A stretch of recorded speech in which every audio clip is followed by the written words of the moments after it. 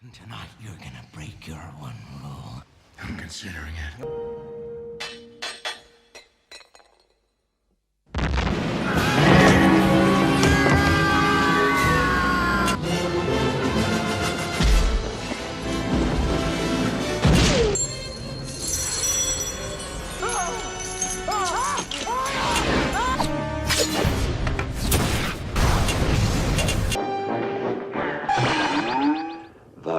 Slightest impact was sufficient to instantly reduce them to antimatter. I am sure you have heard casual fans say it time and time again. Batman does not kill. It's his only rule. In fact, it's one of the main reasons people use for criticising the Ben Affleck version of The Dark Knight. We see him kill multiple people. We see him use guns. Everyone knows Batman hates guns. It goes against everything that he stands for. Well, does it? In today's video, I will be looking into Batman's history to identify the origins of his no-killing rule and see if that really is an important part of his character. Let's get into it.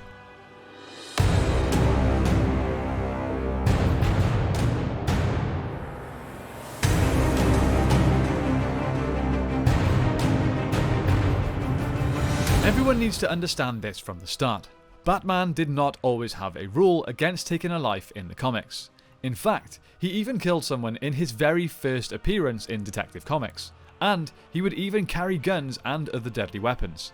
Whether or not Batman used lethal force was actually a point of debate between Batman's creators, Bob Kane and Bill Finger. The first villain to ever confront Batman was named Stryker, but in issue 27 of Detective Comics in 1939, Batman punched him over a railing which left him falling into a vat of acid. You may be thinking, well, it wasn't technically Batman that killed him, it was the acid. Or maybe you're thinking that perhaps it was just an accident.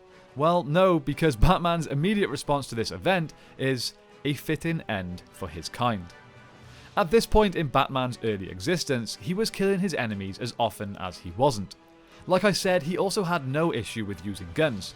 In issue 1 of his first solo title, Batman says, "As much as I hate to take a human life, I'm afraid this time it's necessary." It was in fact at this point in time that Batman was being read by millions of children, and telling kids that it can be necessary to take a human life isn't really a good message to send. So things began to change. Bob Kane, as he tells it, was furious. In his personal memoir, Kane wrote years later that he always regretted taking lethal force away from Batman, as it divorced his character from the brasher pulp heroes who inspired him. On the flip side, Bill Finger apparently never wanted Batman to kill in the first place, so he was relieved with the decision to move the Batman away from his lethality. So when coming up with an origin for Batman, Finger gave him a real reason not to kill from the outset. His parents were killed right in front of him. Batman would never kill because, in the tragedy that crafted Batman himself, Bruce determined that the worst thing anyone could ever do is take a life. It's now generally understood by fans and the general public these days that Batman has a type of rule against murder. And regardless of a few exceptions, he's mostly adhered to that rule over the past 80 years in the comics. However, I think it's pretty fair to say that during the late 80s and 90s, the general public impression of Batman was that he was the type of hero that did occasionally kill. This was a couple of decades after Adam West's portrayal, which of course was a far more camp and less serious version of the character. Audiences were somewhat ready for something different, and that's when Tim Burton brought us Michael Keaton's Batman. Tim Burton's 1989 Batman and 1992's Batman Returns depicted a Batman played by Michael Keaton who was more than willing to kill his enemies, including blowing up an Axis Chemicals plant and throwing Joker's henchmen off a bell tower, stating an intention to kill the Joker minutes before carrying out that threat, and killing Penguin's henchmen with bombs in their pants, or even the machine guns in his Batmobile. Even when Val Kilmer took over the cape and cowl, the character still killed, though he did show some remorse for his actions, telling the newly appointed Robin to not make the same mistakes that he did.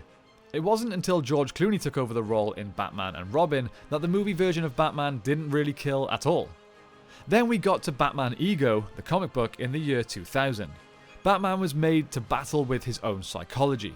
He is made to answer to himself after he allows a family to die over fear of the Joker.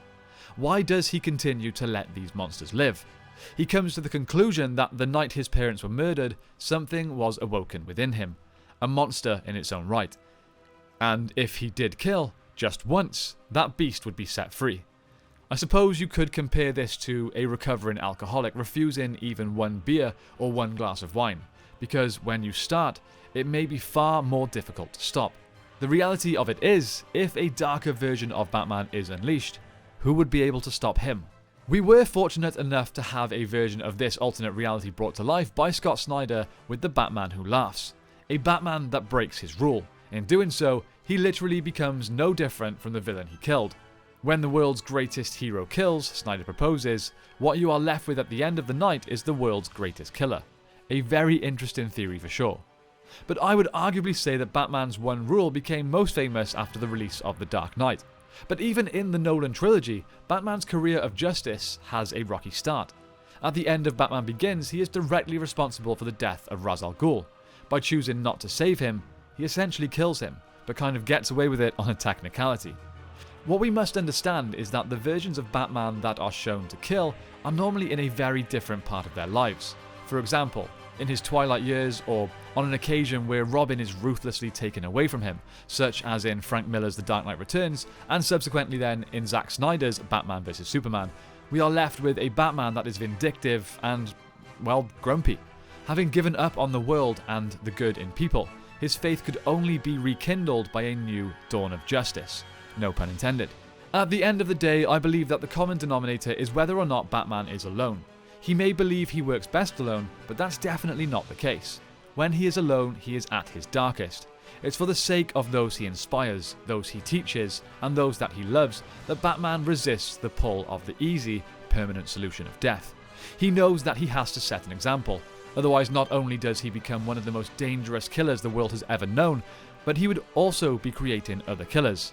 And that cycle may never end. Bruce Wayne's, aka Batman's, feelings on who deserves to die are definitely rather complicated. But for the sake of the Robins, the Batgirls, and the people that he's inspired both in the comics and in real life, Batman does not kill. How do you guys feel about Batman's rule? Do you think that it's one that every version of the character should follow, or do you think that the character should be taken back to his roots and kill when necessary? It's an age-old debate and everyone has an opinion on it. Let's talk about it civilly in the comments down below. What we must remember, whether you're still angry at Zack Snyder for making him a killer or not, these are all different versions of Batman. And I, for one, am grateful that we get to have various versions of a character that we all love so much. I certainly feel lucky that we have Pattinson and Batfleck portraying very different versions of the Dark Knight within the same year. That's it from me today, my friends. This is a video I have wanted to tackle since the first time I set up this channel, and it was a very fun one, but difficult to structure, so I really hope you enjoyed it. Thank you all so much for watching. I hope you have a great day. Please don't forget to like and subscribe, it really helps us out, and return to the Batcave for more Bat content.